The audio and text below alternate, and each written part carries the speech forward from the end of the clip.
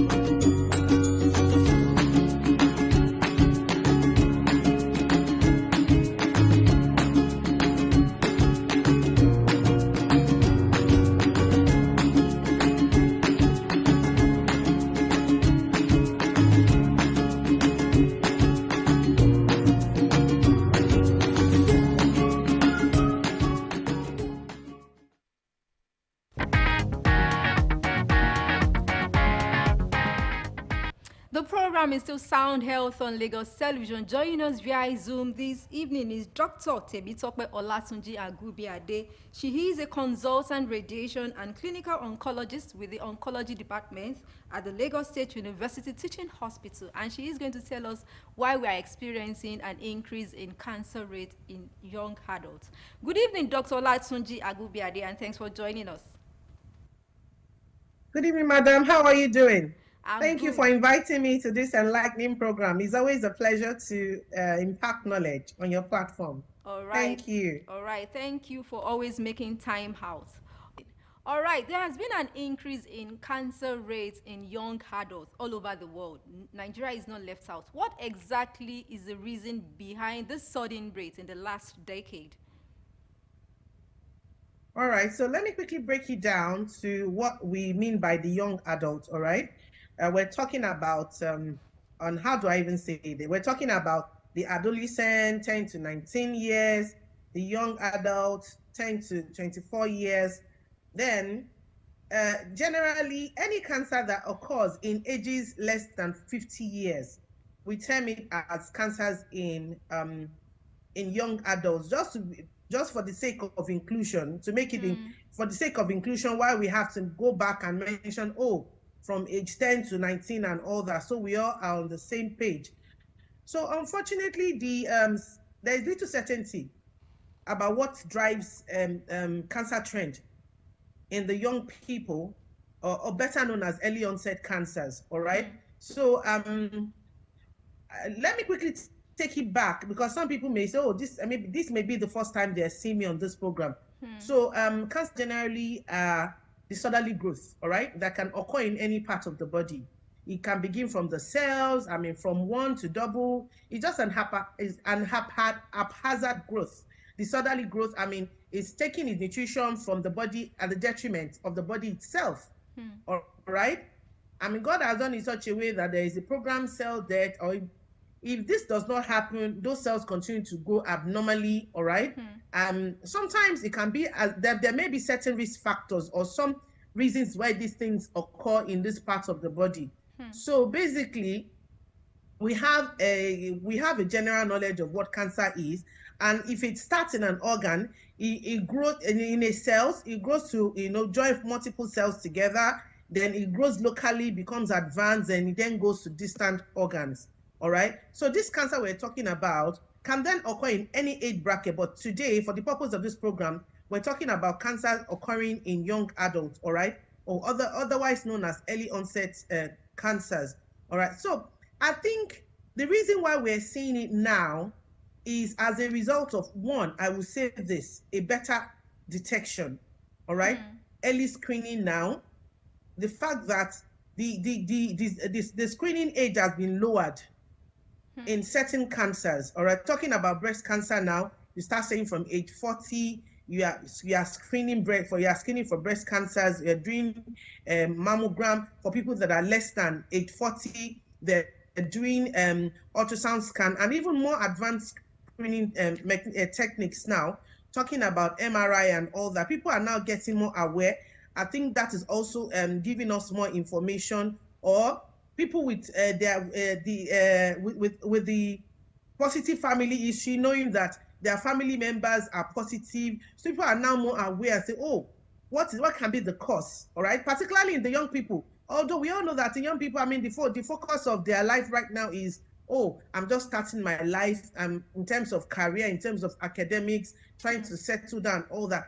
Many people may not know, but the fact that they have a better understanding that their family members have this cancer, I mean, we've been able to diagnose quite a few of them.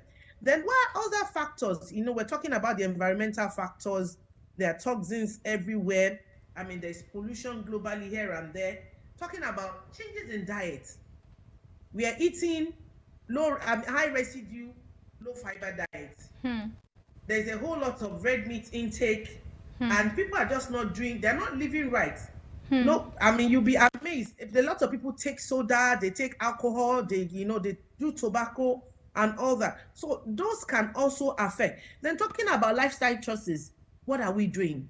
Sedentary lifestyle? Are we doing exercises? Or are we just balling around? Or we are obese? We have fat tummies, we're not doing anything about it. We're just in one place. Some people are breweries. They don't even mind, irrespective of weekends.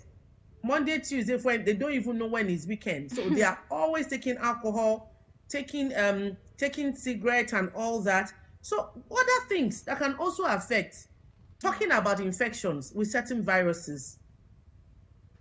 Let's talk about the human papilloma virus that is culpable in the cervical cancer. I mean, is responsible for like 90% of cervical cancers.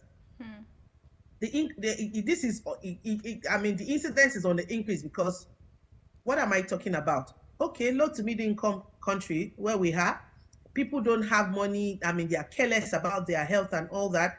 The multiple sexual partners and all, people are just generally careless and not even minding. So I think these are part of the reasons where we are seeing all these situations now, and it's rather unfortunate. All right, it's rather unfortunate. But the one that is really painful is one that you see in, you see whereby people are just they're just nonchalant about doing their checking and all that. But in actual sense, I mean, the good thing is that people are now more aware. The awareness is better now, and I think that's why we are seeing all these cases that are being reported. All right, thank you so much, Dr. Olatunji-Agunbiade. Okay, so let us look at the most common cancers you've seen in your practice in the last decade among these young adults. Because before all we hear is cervical cancer and breast cancer. The commonest one generally is the breast cancer. I mean, I've had to manage 18-year-old with breast cancer. I've had to manage 23, 22, 24. I've seen in under 30s, and it's rather really, really, really unfortunate. All right. So I've seen breast cancers. I've seen thyroid cancers. I've seen colorectal cancer. All right. I've seen cervical cancer. I mean, we even get to see that with even other comorbidities, talking about they have HIV virus. They have this, by the time they do the genetic testing, they have the human papilloma virus and all that. The breast cancer, talking about the breast cancer, the ones I've seen, they are usually associated with the genetic mutations. Either there's a positive family history, maybe in the first degree relatives, first degree relative, you see it in them. Or even some people, the fact that I've managed their mothers or aunties and they send their children for routine screenings and all that, and they pick it up. So I have seen those cases. So talking about colorectal cancer as well, we talk about the Lynch syndrome. I mean, where they have a lot of polyps and all that, hereditary non-polymatous polyposis. I mean, they have the risk factors, all right? So in those kind of patients also, we are supposed to start our screening from 10 to 15 years, all right? 10 to 15 years earlier than the age at diagnosis of their first degree relatives, all right? Talking about the BRCA syndrome, Angelina Jolie made it very popular.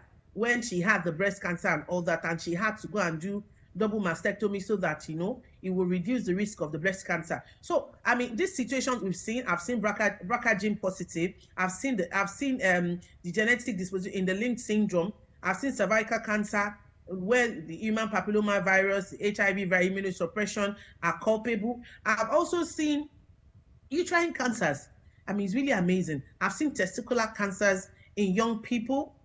I've seen thyroid. You can even imagine the prostate cancer that was previously, I mean, everybody had the notion that, oh, you can only see prostate cancer in elderly people. But unfortunately, I've seen it under 40. Wow.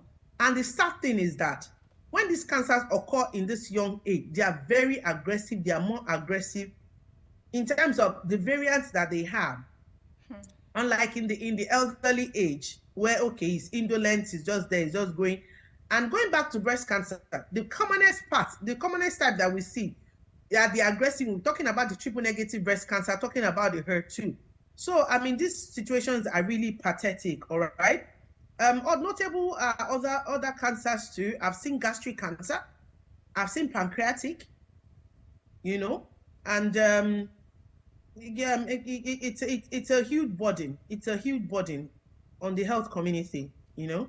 Okay. Thank you. All right. So what are the odds of getting this cancer within that age bracket? Because you said people are aware, and, you know, they are also open to test early enough. Early detection has been helpful. So what are the odds, apart from genetics and lifestyle? Okay, apart from genetics and lifestyle, in terms of having all these cancers. Yes, what are the odds of getting cancer? The odds of getting these cancers. Yes. All right. There are other risk factors too. All right, that can predispose. I've talked about infections. I've talked about smoking, alcohol. I've talked about genetic mutation. I've talked about even antibiotics use. Antibiotics abuse. All right. So this can, on the long run, disrupt the composition of the gut. And before you know what is happening, you have these cancers in the gut. And it's just rather unfortunate that things are like that. But I mean, with better awareness now, people are getting more aware. And because of the screening as well, things are getting better too. And we're hoping to get more soon, you know. But the good thing is, if you catch it early, if we're able to catch it early, the outcome is always better. I mean, catching it at stage 1 disease, you and I know that if you catch it early at stage 1 disease and with a good grade, we have a chance of having a better outcome. But unfortunately, our people can be careless. I've seen situations whereby, oh, people, I mean, they present with these symptoms, oh, they're having rectal bleeding and all that, and you know, they just ignore it and say, oh, I don't have time to go to the hospital, oh, I'm still young. No. They just attribute it to hemorrhoid. Hemorrhoid is common, and leave it for a long time. And by the time they are presenting, it's already at an advanced stage when they come. All right. Thank you. All right. So let us look at precautionary measures. You've listed all the risk factors and all that. Let us look at precautionary measures. Can you prevent these? Are there steps we need to start, you know, taking to prevent the increase in cancer rates among this age bracket? Yes, like I said, there are ways to curb the increase of this cancer in young adults. How do we address? We're talking about addressing this situation, right? How do we curb it? How do we prevent and all that? All right. There should be increased awareness and communication, all right? I mean, we should enlighten people to, I mean, talking about, oh, there's a family history. You should know your family history. There's a family history of cancer, and you know that, oh, this can be genetic. So from an early age, the family members should start screening, or they say, oh, one of their uncles had this one. So everybody has to start screening and to be aware of what is happening, that, oh, if it happened in uncle, this thing can happen. Oh, I have, by the way, doctor, my tummy is paining me. I have abdominal pain. But the fact that there's a positive family history, they can investigate in that direction. And in most cases, They may see, they may not. They may be lucky, you know. I've seen some patients do colonoscopy, and just by the fact that there was cancer in the family, and what they found there was polyp. Some of the polyps may be malignant, and some may not even be malignant at all. So also another thing is communication. It's not just to be aware, there has to be communication. I mean, you need to relate to people. This is what is happening to me. The healthcare personnel should also give all this information to know what it is.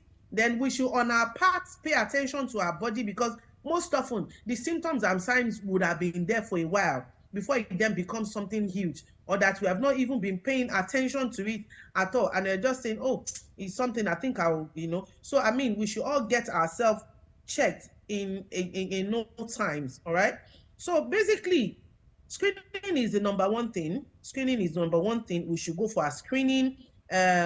For people with positive family history, they should know that they should go 10 to 15 years, particularly for breast and colon, 10 to 15 years earlier in than the age of diagnosis of their family members that have this cancer. Then everybody should just have this culture of screening. In Nigeria, I know we're very poor at going for, and I know that the notable factor, finance and all that, because most people are paying out of pocket. So it's not easy for some people that don't even have enough funds to feed. They're like, oh, before I can go and do this one and do the test, it may take a while. But the thing is, I know government is trying their best now, and you know, they're trying their best to see how this patient can be supported.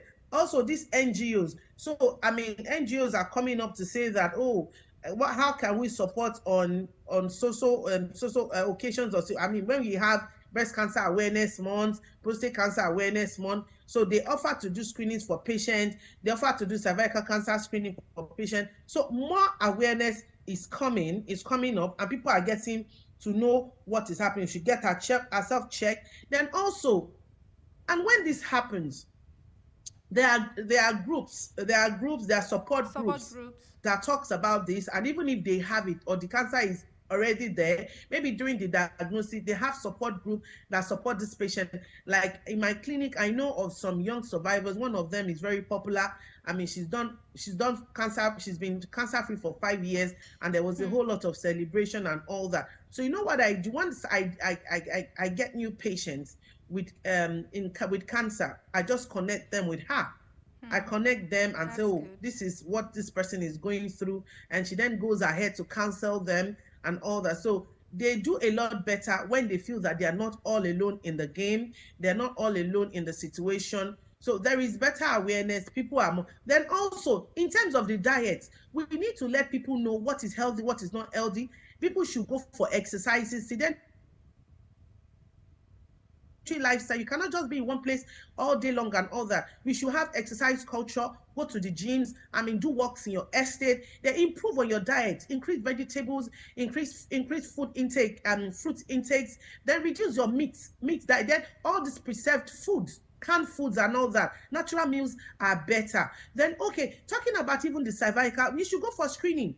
Now, I mean, government has done it in such a way that for children from like 9 to 12 or thereabout they are not sexually active, there are vaccinations. Take your children, take your words for vaccination. This will also further prevent the occurrence of cervical cancer. Like for me, I've got a teenager. I have a teenager. I mean, I had to make sure that she was vaccinated when it was available. So everybody got vaccinated. Talking about all these diseases, we can prevent some, we cannot prevent. Talking about genetic, we cannot prevent. There isn't much you can do.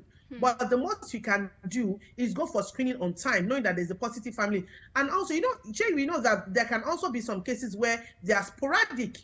Sporadic means that they don't have a family history or anything, and it may just be one person in the family that they're even surprised they haven't heard something about anything like that before. For those ones as well, if we have good culture screening, we will pick those diseases early, and it will go a long way in curbing the menace, this cancer menace. And you know, and it will even be a great deal for us.